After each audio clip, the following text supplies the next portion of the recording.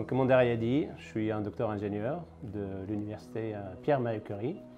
J'ai démarré ma carrière donc, en Angleterre, exactement donc, dans le sud donc, de l'Angleterre, chez la société Ricardo pendant 4 ans en tant qu'ingénieur projet. Et par la suite, j'ai intégré le groupe Altran en tant que consultant, puis après un business manager pendant 6 ans. Et par la suite, j'ai intégré le groupe Siemens, ça c'est vers 2010. Et à partir de 2012, on a commencé à travailler sur la société Synapsys, qui était au départ donc un actionnariat.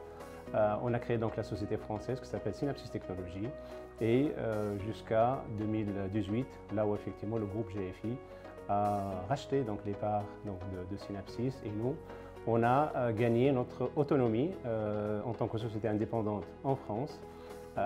Et Synapsys Technologies est devenue Numerix Technologies. Et à partir de là, on a continué effectivement notre croissance. Aujourd'hui, Numerix, c'est 150 collaborateurs.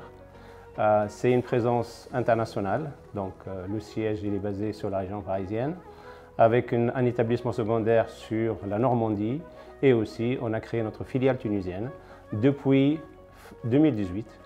Et aujourd'hui, notre filiale tunisienne, donc Numerix Tunisie, c'est un delivery center qui fait déjà à peu près une bonne quarantaine de personnes et on travaille essentiellement pour le gouvernement, pour aussi donc, les bailleurs de fonds et aussi en collaboration avec les cabinets d'assistance à maîtrise d'ouvrage tels que Pricewaterhouse, tels que Deloitte, et on travaille beaucoup sur des plateformes dédiées au gouvernement.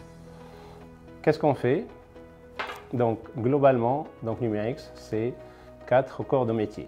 Donc nous avons bien entendu donc, le service qui effectivement s'articule selon 4 business lines qui sont le conseil en système d'information, qui sont la transformation digitale, qui sont l'industrie et l'application de digital dans l'industrie et le dernier c'est les systèmes réseau, cybersécurité et migration vers le cloud.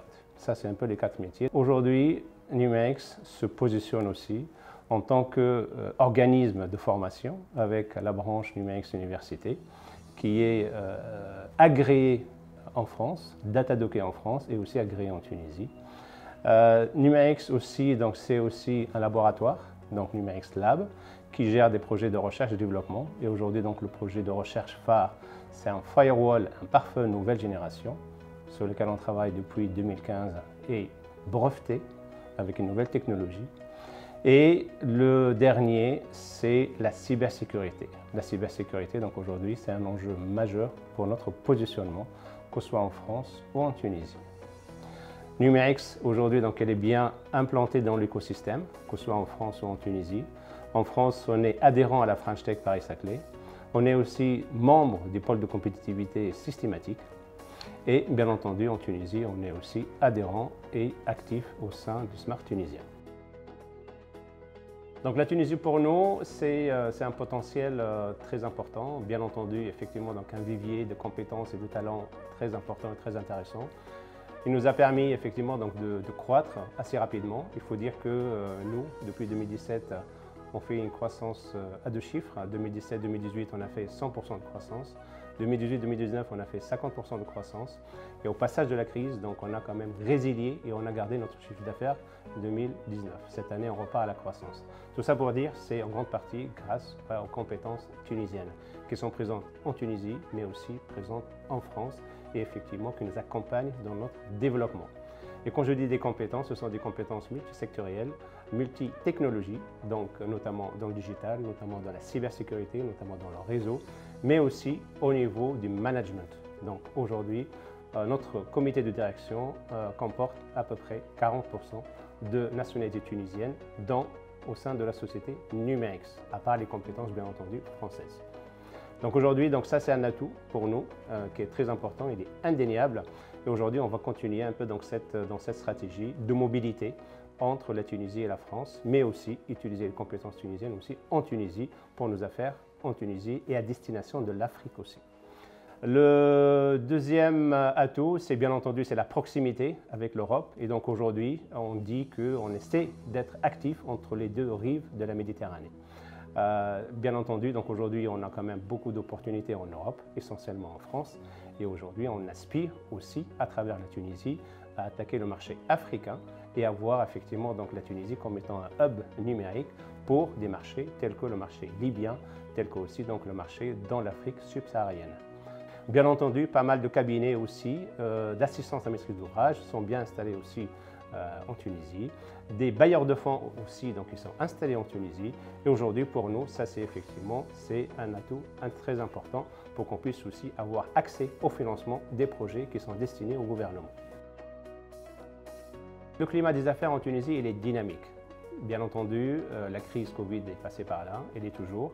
Et j'espère effectivement que la Tunisie remporte un peu dans cette bataille contre la crise et contre la pandémie. Mais bien entendu, il y a quand même des dynamismes, il y a pas mal d'acteurs qui sont assez pertinents et se positionnent en Tunisie. Donc, bien entendu, donc je me rappelle bien de l'événement qui a été fait par l'UTICA dernièrement et qui a rassemblé les acteurs de développement de digital français avec les acteurs tunisiens. Et je pense c'est un événement très intéressant. Il y aura d'autres événements à venir, notamment le sommet franco-tunisien qui va se faire donc en novembre prochain.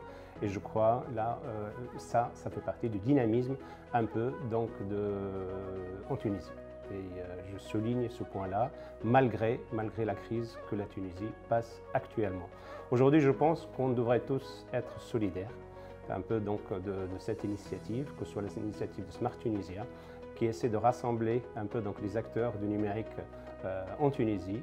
Et aujourd'hui, je pense, je suis de cœur tunisien et je dois l'être et je continue à l'être.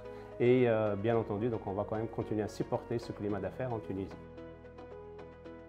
Notre vision, elle est ambitieuse.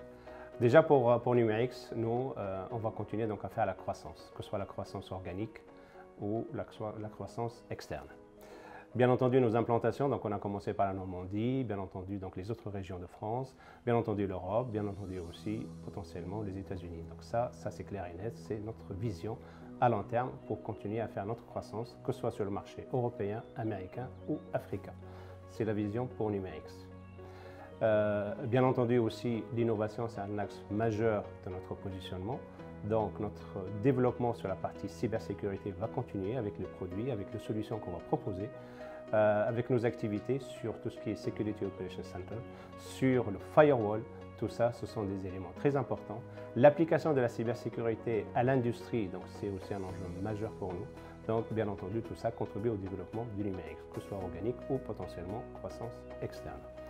Par rapport à la vision sur la collaboration avec la Tunisie, nous, on pense que l'innovation, c'est un axe de progrès pour la Tunisie.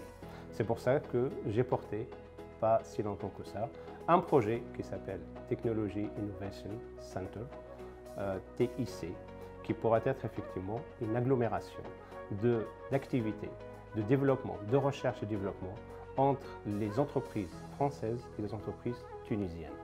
Bien entendu, tout ça, effectivement, ça passe aussi par le concours des politiciens des deux côtés pour que ça puisse donner donc l'effort maximal et une puissance très importante. Bien entendu aussi, donc, les bailleurs de fonds doivent être présents pour ce genre de projet. Alors, c'est quoi les thématiques, les sujets sur lesquels pourrait être porté ce genre de développement, ce genre d'innovation? Ce sont bien entendu la cybersécurité, ce sont tout ce qui est intelligence artificielle, ce sont tout ce qui est industrie 4.0. Ce sont des axes de recherche sur lesquels les entreprises tunisiennes et françaises pourraient travailler mutuellement et pourraient aussi donc porter les startups qui voulaient avancer sur ces thématiques-là. Voilà ma vision, court terme, moyen terme et long terme. Merci.